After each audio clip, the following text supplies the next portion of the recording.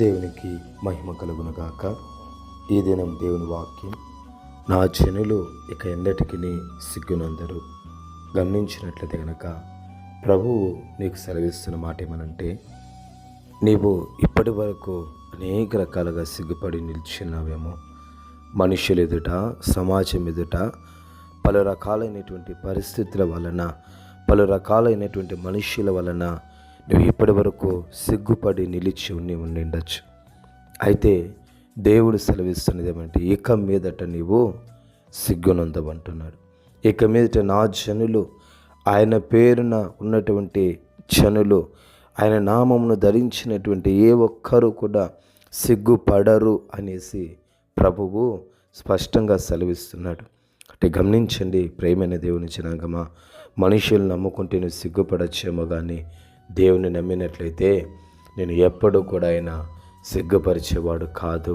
నువ్వు ఉన్నటువంటి పరిస్థితుల నుంచి నేను అద్భుత రీతిగా విడిపించి, తప్పించి, కాచి కాపాడే దేవుడే, కానీ నీ ఎన్నటికి కూడా పరిస్థితుల మధ్యలో విడిచిపెట్టే దేవుడు నా దేవుడు కాదని మాత్రము నువ్వు రూఢిగా నమ్మవలసినది ఉన్నది.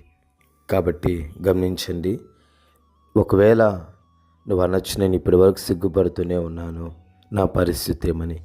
అయితే నువ్వు ఇప్పటి వరకు సిగ్గుపడుతున్నావు కరెక్టే. అయితే దేవుడు నీ యొక్క నిందను, నీ సిగ్గును, దాని అంతటిని తొలగించి నీకు నెమ్మదిని అనుగ్రహించే దేవుడు.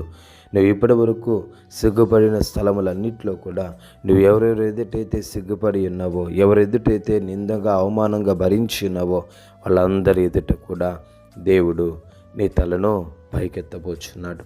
కాబట్టి గమనించండి, ఇక మీట దేవుడు నిన్ను సిగ్గునందనివ్వడు.